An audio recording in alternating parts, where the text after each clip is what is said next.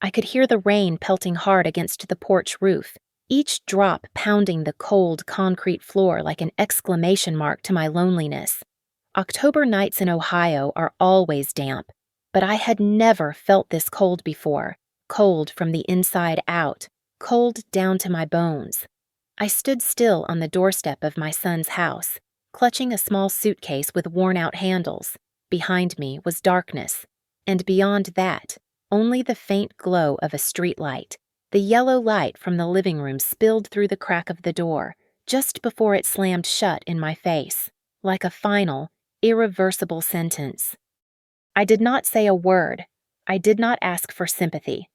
Tonight, it was Ethan, my only son, the one I raised with everything I had, who shut me out of the house I helped pay for, the house I once believed would be my place of peace in my final years. "I cannot carry you any more," Ethan said, his voice gruff, his eyes avoiding mine. "You do not earn anything. You are just a burden. You need to leave tonight." I looked at Ethan, the man who once held my hand as a child, who cried in my arms on his first day of school, who once promised he would always take care of me. That boy was now a man with his back turned. His wife, Linda, stood on the staircase, holding little Emily tightly as if afraid I might reach out for her one more time. Emily sobbed, trying to break free to run to me, but Linda held on and told her, "Grandma will be fine." I wanted to believe that. I wanted to believe I was still fine, but the truth was, I had never felt this heavy inside. A thin pension check tucked in my coat pocket, one suitcase of clothes, and an old photo of Ethan as a boy. That was all I carried with me, along with the memory of decades of sacrifice, care, and devotion now turned to ash under the late season rain. There was no apology, no goodbye hug, just the sound of a lock clicking shut, the living room light flicking off, and my shadow stretching under the street lamp. I dragged my suitcase toward the old Buick parked down the street. The engine groaned as I turned the key. The dashboard lights flickered on, 10:17 p.m., red numbers dancing in the dark. I did not cry, I did not scream, I did not beg. I sat behind the wheel, listening to country music playing from the old radio, the same song Ethan used to love as a child. Now it echoed like a bitter farewell. My heart was as still as water before a storm, and in that stillness, a cold, crooked smile tugged at the corner of my mouth. If someone saw me right now, they might think, she reached the end of her life with nothing, not even a home to call her own. But there is one thing Ethan, and the world he lives in, does not know. Life had one last card hidden up my sleeve, and when I play it, everything my son thought he owned will collapse like a sandcastle in the rain. I wiped the rain from my forehead, started the engine, and drove into the night, never looking back, only the rain, the old radio, and one secret remained, one that would change everything, just a little while longer. I drove aimlessly through the rainy night, each heavy drop on the windshield stretching the emptiness inside me. Streetlights flickered past, their patchy glow dancing across my rearview mirror, showing me myself, a silver-haired woman, my face lined not only from age, but from years of accumulated worries. Every time I turned down a familiar street, memories resurfaced, the countless silent sacrifices I never imagined would end in such cold rejection. I stopped the car by the roadside and quietly asked myself, since when did that house stop being home? Since when did I become a stranger in my own family? The image of Ethan as a child flooded back vividly as if it were just yesterday. The blonde boy running circles around the yard, clutching a bouquet of wildflowers to give me after school, his eyes reflecting innocent trust that with me by his side, everything would be all right. I was my son's whole world when his father died in an accident. I promised myself I would never let Ethan lack anything. I took a job at a textile mill outside town, doing shifts swapped with men who shouted, the smell of fibers clinging to my hair and skin. The pay was meager, but I never complained. Every evening, Exhausted as I was, I cooked a hot dinner and listened to Ethan talk about school. In those years, our small kitchen echoed with laughter, of us making banana bread together, of me trying to teach him the difference between cinnamon and vanilla when he only wanted extra whipped cream. I remember saving every penny, hiding them in a small tin box, hoping to have enough for Ethan's college. When he got his acceptance letter, I cried tears of joy, even though I knew the financial burden would grow. I sold my first house, a small place with a white picket fence and the purple climbing roses I had planted myself, to pay his tuition, then moved into a smaller, tighter apartment that was still cozy. I lied, saying I wanted a change of scenery, so Ethan would not feel guilty. Memory after memory played back, every little detail so precious that now, sitting quietly beside the road, I realized how invaluable they all were. Winter nights when I stood in the rain to pick Ethan up at the bus station, my sweater soaked, my feet numb, but my heart warm to see him home safe. Every Thanksgiving morning, rising before dawn to prepare stuffed turkey and pumpkin pie, the kitchen fragrant with traditional spices. All I ever wanted was to keep that house full of laughter. When Ethan married Linda, I was genuinely happy that my son had found his anchor. I gave my last savings, which could have funded my dream of opening a small flower shop, to help them purchase their current house. Linda was always polite, but we never really bonded. I comforted myself that sincerity would eventually make things smoother. I cared for Emily since she was a newborn, singing her lullabies my own mother used to sing. Emily loved baking cookies with me, 2 generations caked in flour but giggling all the same. On football nights when the family watched TV together, I held Emily and felt the warmth of a family I believed would never fade. Ethan used to look at me and promise softly, "Mom, you will never have to worry again." That promise faded over time like the color of the old photographs I carry tonight. There were times, as Emily got older, when I felt increasingly out of place in the house I once thought I would live in forever. Linda began complaining about space, saying I cooked too much, used too much hot water, and sometimes cluttered the living room. Ethan quietly agreed, no longer defending me as he once did. I tried to endure, telling myself it was normal. Children grow up, and everyone needs their own space. I remember standing before my mirror, looking at the silver in my hair mingled with sorrow, asking myself, have I truly become a burden? But then, seeing Emily beam with a perfect 10 in math, I reassured myself every sacrifice was worth it. One night, folding clothes for the family, I received a letter from Texas, from a friend named Grace, who had once helped me in a big way many years ago. I never shared that story with anyone, thinking I would never get anything back from life. Longing, sacrifice, and a twinge of doubt wove together inside me. I still believed that as long as I kept trying, things would go back to normal, would feel warm again. But then, things stopped being as I had pictured. Time drifted by like a quiet river, carrying away dreams and nameless sorrows. There were days I felt like a silent shadow in the house I helped build. Every morning, I prepared breakfast for the family, a steaming cup of coffee, a bowl of Cheerios for Emily, an egg sandwich for Ethan, and cleaned up quietly after everyone left the table. I had grown used to washing dishes alone, glancing through the small window as morning mist blurred the flowers outside. Later, as my health declined, I took a part-time job at the neighborhood grocery store. The pay was hardly anything, but each Walmart coupon, every reward point made me feel I was still contributing. I always thought, as long as I keep trying, my children won't worry, and my granddaughter will have weekend art classes and outings. Sometimes, I sat alone in my small bedroom, listening to voices drifting from the living room, Linda calling Emily to do homework, Ethan discussing work on the phone. Occasionally, I would step out, intending to join the conversation, but Linda's glance would pass over me like a shadow, her half-smile a quiet reminder that I was only a guest in this house. I slowly withdrew into the shadows, leaving space for the younger ones. But deep inside, I held on to small joys, Every time Emily burst in to hug me after school, every time she whispered, "I only want to be with Grandma," I quietly gathered those moments like picking the last rays of sunshine at the day's end, keeping them to warm my heart during long nights. One afternoon in May stands out clearly. While cleaning up the kitchen after dinner, Linda approached me gently but with unmistakable distance. "Grandma, the kitchen is a bit tight right now. I'll clean up tomorrow." "Okay. Why don't you go rest upstairs?"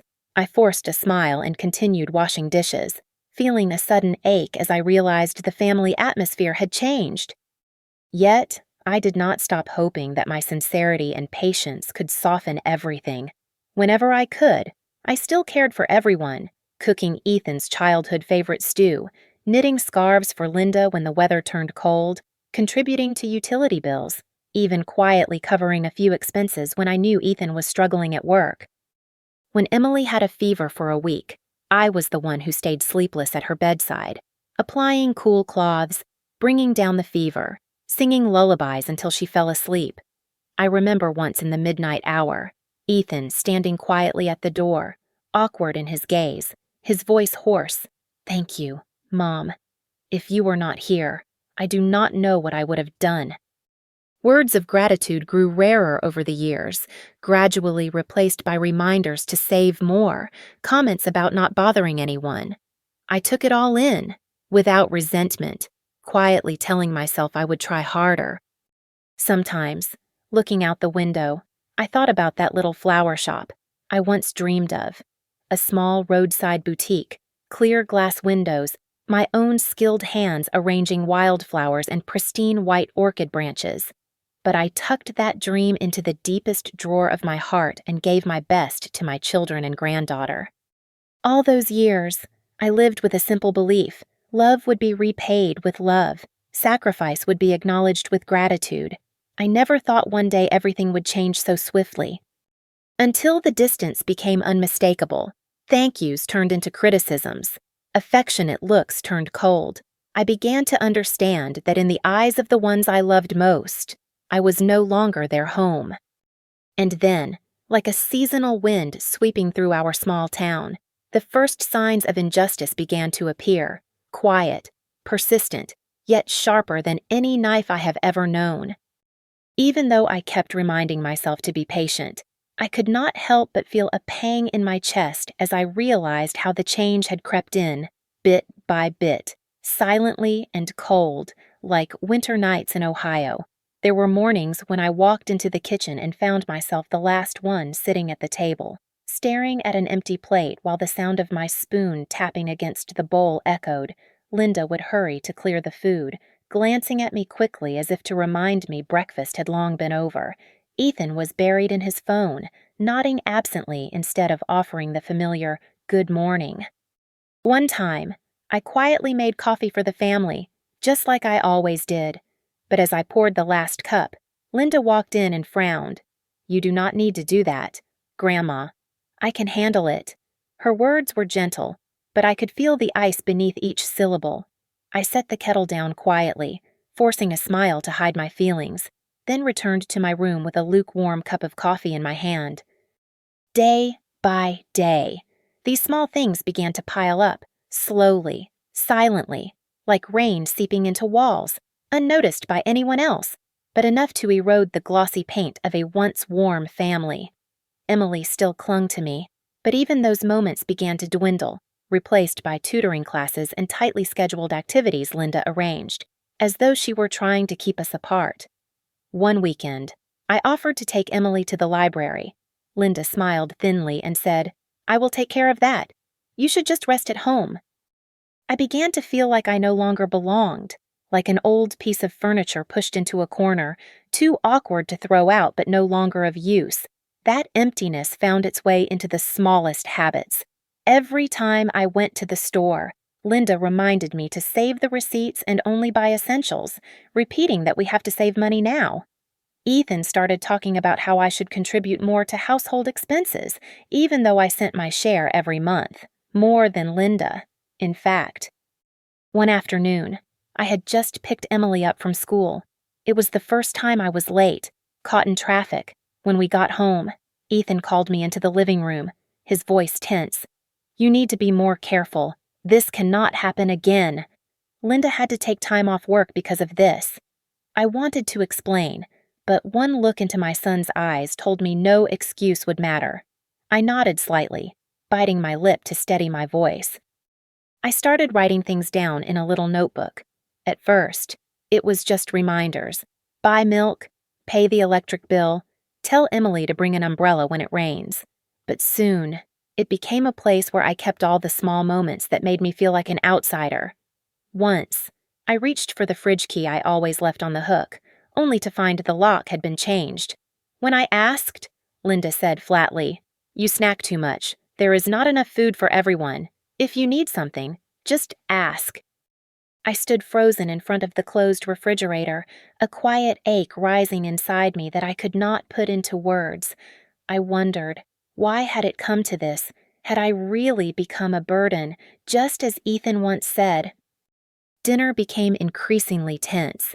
Ethan rarely came home early. Linda would often eat alone with Emily, while I was offered a seat at the small table in the back near the kitchen door, as if that spot had been waiting for me all along. My plate was usually leftovers, sometimes just cold rice and a few reheated slices of meat. Still, I always said thank you, always smiled, just to keep things from falling apart even more. Sometimes, when I entered the living room and tried to join the conversation, both Ethan and Linda would go quiet, switching topics. Their eyes met in silent agreement, as if hiding something. Emily still ran to hug me, but Linda would gently pull her to the other side of the couch, whispering something in her ear. Slowly, I understood, even though it hurt, that my presence was no longer welcome. Injustice had become routine. One day I realized I no longer had a key to the house. Ethan said, "It is just a security thing. Mom, do not lose it." I laughed it off, but inside, it felt like someone had sliced through my memory with a thin, sharp blade. I read back through the pages in my notebook, searching for where I had gone wrong. I asked myself over and over, had I expected too much? Had I made my daughter-in-law and son feel trapped by the presence of an old woman who could no longer work the way she used to? Each night, I sat on my bed, the dim nightlight casting soft shadows on the worn walls, listening to the ticking clock and letting out a sigh. The old memories stayed alive within me, but reality grew harsher, colder than any winter I had ever lived through in Ohio. Then came the day I lost my job at the grocery store. It was not because of a mistake, just budget cuts. They kept the younger staff. I quietly packed up my things, thanked the owner, and walked home as dusk began to settle. I hoped my family might offer comfort. But when Ethan heard the news, he just frowned and said, "That means you need to take care of yourself even more now. This house is not a hotel. Everyone has to contribute. You understand?" Linda sat beside him, tapping her fingers on the table as she added coldly, "We cannot keep feeding an extra mouth forever. You really need to think things through." I bit my lip, my hands trembling around my small purse. Inside was just a thin pension check and a few spare bills. I looked around the brightly lit kitchen, the tile I had helped pay for, the wooden chairs I once picked out. Now they all felt like strangers to me. That night, I sat by the window, watching my reflection in the fogged glass. My chest ached, but I did not cry. Instead, I quietly opened my notebook and wrote one more line. Today, for the first time in my life, I realized I am no longer a part of this place. Perhaps every pain in life has an end point. For me, that moment came on a rainy October evening, when heavy drops pounded the rooftop, washing away the last bits of hope I had left. That night, the kitchen was still warm with light as usual, but the air felt so heavy it was as if no one dared to breathe too loudly. I placed the dish of beef stew on the table, its familiar aroma rising, but no one looked up or said thank you. Linda sat turned toward her phone, and Ethan tapped his fingers on the table, occasionally glancing at me with the kind of look strangers give each other. When everyone had finished eating, Ethan slammed his fork down on the table. "Mom, I need to be direct," he began. his voice sharp enough to slice the air. "I know you lost your job at the grocery store. I am not blaming you, but things cannot go on like this. Linda and I have talked it over. Mom, there is no place for you here anymore." I went numb. Those words dropped like stones, crashing against my heart, echoing through the memories of all the years I spent raising him, of this very house I had paid nearly half for so Ethan and Linda could start a life here. Before I could say a word, Linda looked up, calmly, as if she were discussing a simple matter of housekeeping. "We are really sorry, but we cannot keep supporting another mouth to feed. Everyone has to take care of themselves." Emily, my granddaughter, was sitting nearby coloring. She suddenly looked up, her big round eyes full of worry, her voice shaky. "Grandma, where are you going?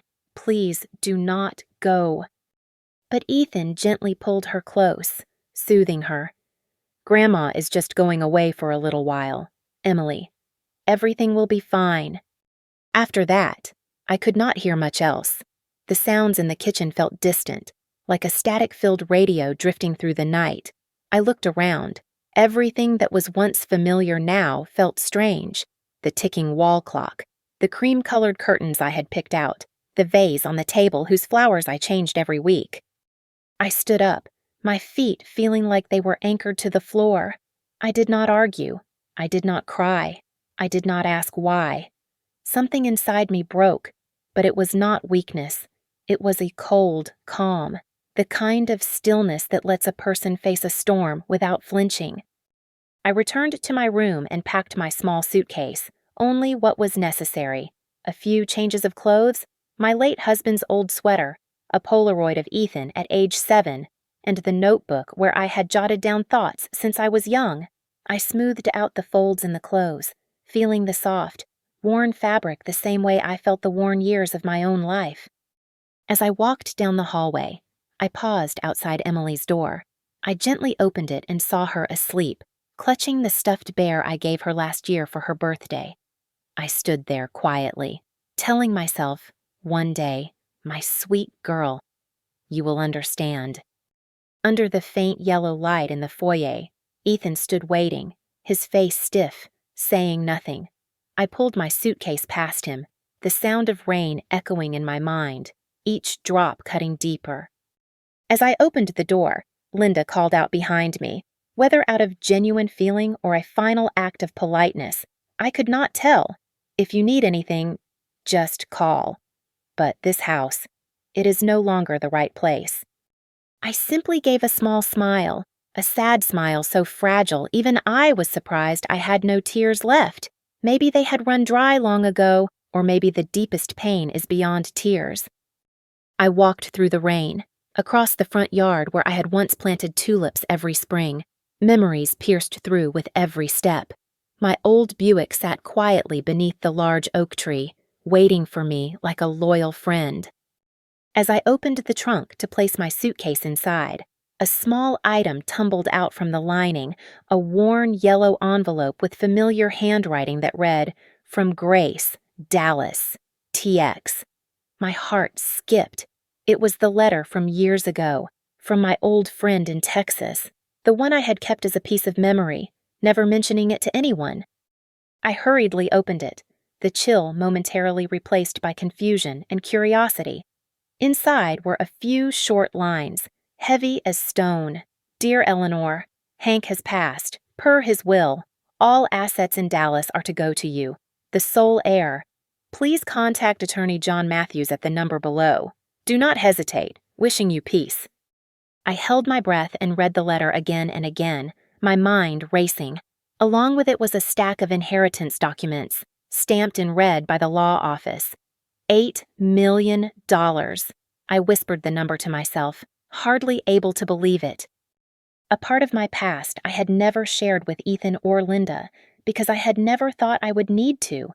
I gripped the letter tightly and carefully placed it back in the envelope, feeling something stir in my chest, like an underground spring bursting through after years of pressure. I sat silently in the car, listening to the rain, my hand trembling as I placed it on the steering wheel. I did not know if that was the moment I began to come alive again, but I knew for sure it was the moment I realized I was no longer weak. I started the engine and drove into the cold, wet night, leaving behind the house I once believed was the safest place on earth. Ahead lay a new journey, and for the first time in years, I felt a quiet fire flicker to life inside me, quiet, but stronger than any pain I had ever known. I stopped at a cheap roadside motel, Motel 6, its flickering neon sign glowing through the night, rain falling steadily on the tin roof above. I rented a small room, just enough space for a single bed, a scratched wooden table, and an old yellow lamp. On that first night in an unfamiliar place, I sat by the window, clutching the envelope from Dallas, occasionally glancing out into the rain as if searching for a sign of hope. In the morning, I walked over to the little diner next door and ordered a cup of hot black coffee and 2 slices of toast. The place was nearly empty, just a few older men reading newspapers, and the owner humming along to the radio as she wiped down the counter. I opened my moleskin notebook, flipped past old entries, and stopped at a blank page. For the first time in years, I wrote out a plan, quiet, simple, but more certain than anything I had ever written before. The first thing I did was call the number Grace had left for the attorney in Dallas. The line rang a few times before a calm, deep voice answered. "Law Office of John Matthews. How may I assist you?" I introduced myself, shared the story about my late uncle, and was immediately reassured that all the paperwork had been completed.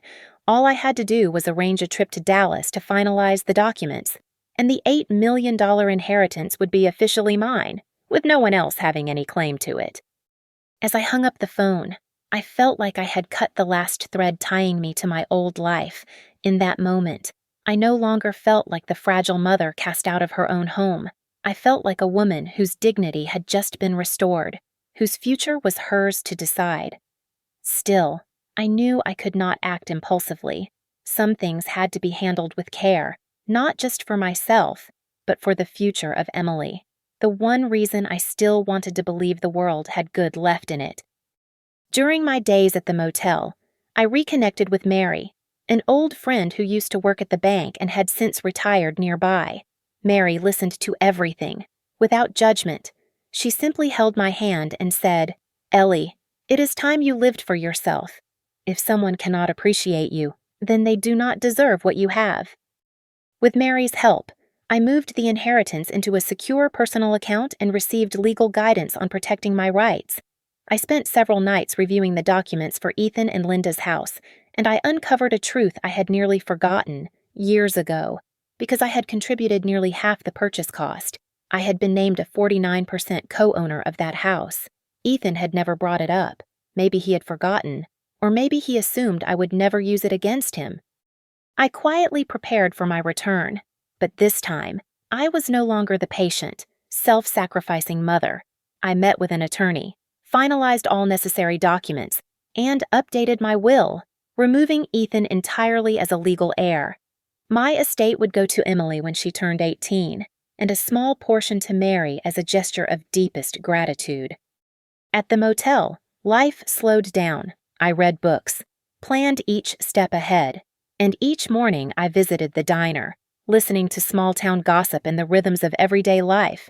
No one knew I was the woman who got kicked out by her own son, and certainly no one suspected I was holding a secret that could shatter their world if I chose to reveal it. Some nights, I wrote letters to Emily, telling her about the most beautiful moments of her childhood, the time we planted flowers together in the garden, the bear-shaped cookies she accidentally ruined, and the small dreams I once kept to myself. I wanted her to remember that her grandmother was not just a shadowy presence in old family stories, but a woman who knew how to stand tall, to forgive, and to love, even when the world turned its back on her. In the motel mirror, I saw myself again, the same silver hair, the same worn eyes, but there was something new now. A fire had begun to burn quietly inside me, not loud, but steady and sharp. For the first time in many years, I was no longer afraid of the future. I knew that when I returned, it would not be to beg or cling to what no longer belonged to me. That day, I would be Eleanor, fully and finally, a woman who chose her own path, ready to face whatever came next without regret. That day, I parked the car in front of the house, took a deep breath, and clutched the envelope in my hand like a final reminder. I was ready. There was nothing left to lose. Ethan and Linda were clearly surprised to see me standing on the porch, unannounced, but I showed no hesitation. Linda opened the door, her eyes wary, tinged with a flicker of irritation. "What are you doing here? Eleanor, if you need anything, just call. Please do not upset Emily." I looked around the house, everything familiar, yet suddenly foreign. Calmly, I replied, "I am not here to ask for anything. I came to have a direct conversation." Ethan sat down at the dining table, arms crossed, his tone stiff. "If you came to pick up some old belongings, just say so, but if this is about staying here, I have already made that clear." I placed the envelope on the table and slowly pulled out a chair, sitting across from them. No one said a word. After a long pause, I looked Ethan in the eyes, feeling a quiet strength rise steadily from deep inside me. "I did not come to take back old things, and I am not here for anyone's pity," I began, my voice steady, as if I were telling someone else's story. "I just wanted to remind you of one small detail. I own 49% of this house. When the house was purchased, the money I put in was not a gift. I still have the paperwork, the purchase agreement, and the notarized contract." The room fell silent. Linda sat up straight, her face pale. Ethan furrowed his brows, his voice tight with disbelief. "Mom, what are you saying?" I slid the envelope across the table. Inside were the official documents, clear as day. "I have thought about this for a long time, but I have decided not to keep my share any longer. I have just transferred my 49% ownership to a local charitable foundation, and my attorney has already contacted the bank. I was the guarantor for your mortgage. From today, if you fail to make the payments, the bank has full authority to repossess the house." Linda jumped up from her chair, her face turning white. Ethan looked at her, confused and shaken, then turned to me, his voice cracking. "You cannot do this. This is my home. Are you seriously going to throw your own family out on the street?" I shook my head, keeping my voice calm and firm. "This is not revenge, Ethan. I am simply reclaiming what was mine. You have a choice. Pay the debt, or leave the house." Tension filled the room like a taut string. Linda clutched Ethan's hand, trembling, her eyes welling with tears. Ethan stood up, angry but powerless. "This is cruel. How could you do this to your own family?" I gave a soft smile, bittersweet, but at peace. Family is not a place where people are treated like burdens and discarded at convenience. Family is built on respect and sharing. You forgot that a long time ago. I stood slowly, gathering the papers back into my bag, my voice quiet but resolute. "I have moved the inheritance into a private account, and, by the way, I have set up a trust for Emily. She will receive it when she turns 18. As for everything that belongs to me now, I will live for myself. I will open the flower shop I have always dreamed of. You no longer have any claim to it." Ethan stood frozen, as if every thought he had was swept away in a single gust. Linda sobbed. "You would do this to Emily, too." I looked at Linda, then turned to my son, gentle but unwavering. "Emily is my granddaughter, and I will never abandon her. But parenting, that is your responsibility. Do not expect me to stay behind and patch up the things you have broken." Silence swallowed the room. I picked up my handbag and walked toward the door, leaving behind the stunned, anguished stares of Ethan and Linda. I felt no satisfaction, only a peace I had not known in years. Outside, I took in the cold air, lifted my head toward the gray sky.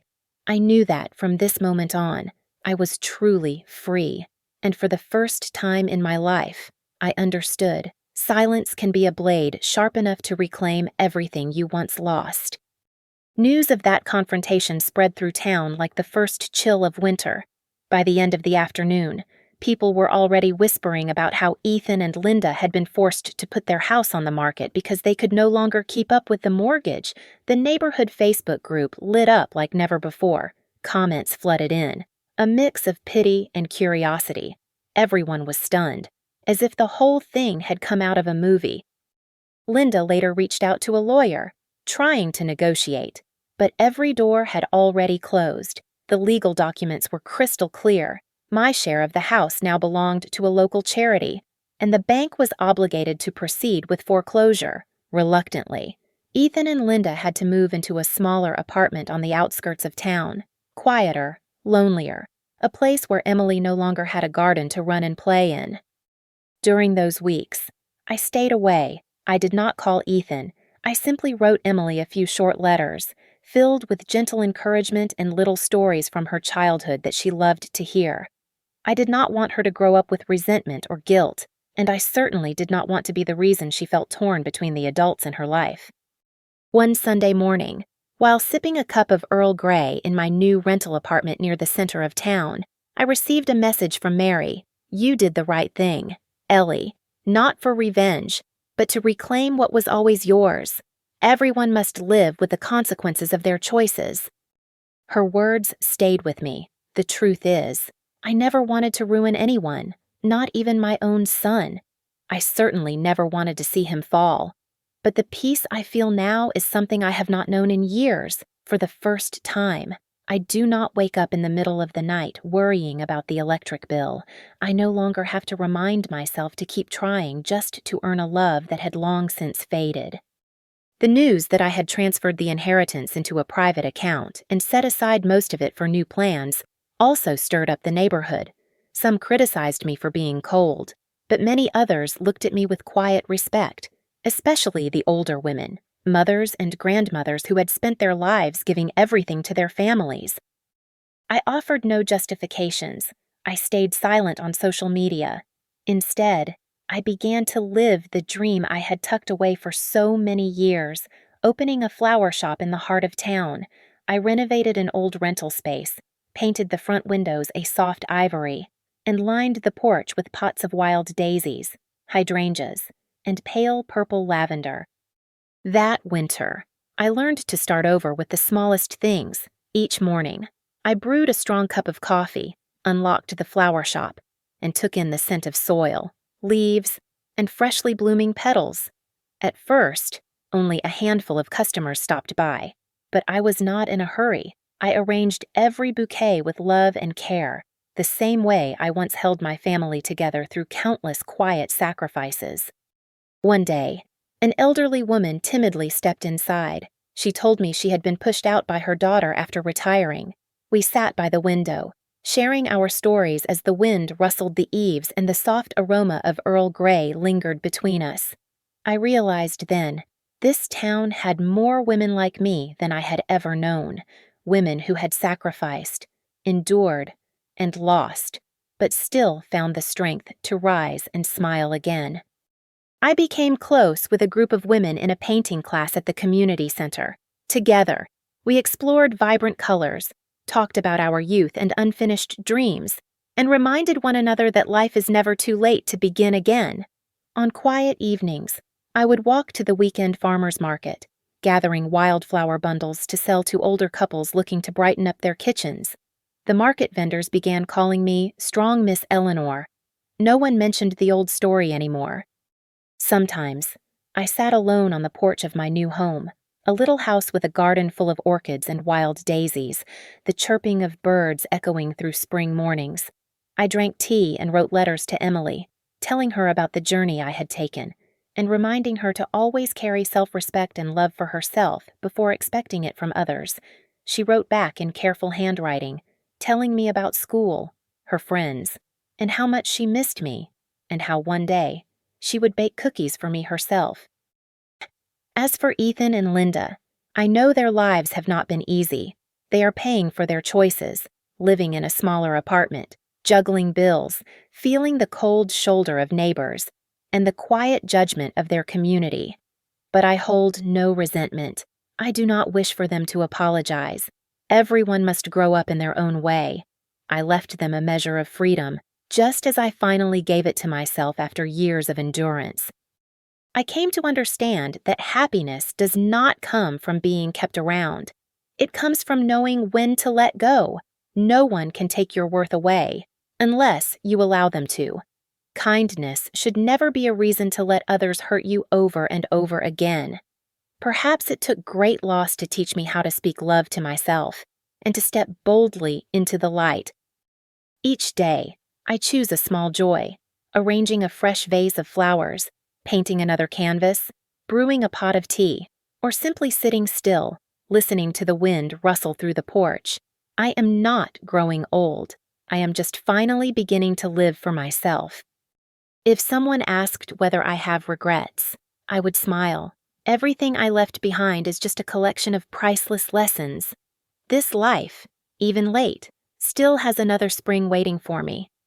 And if you, the one listening to this story, have ever felt alone, ever been hurt by the very people you loved the most, I just want to say, you are not alone. Each of us deserves respect, love, and above all, happiness. Do not let anyone, or any circumstance, make you forget your worth. Stand up, even if slowly. Live for yourself, and let your kindness be your strength, not your burden. What would you do if one day you were pushed to the edge like I was? Share your story in the comments. And do not forget to subscribe so we can continue to hear more powerful, emotional, and hopeful journeys like this one. Because all of us, no matter how lost we feel, can always begin again.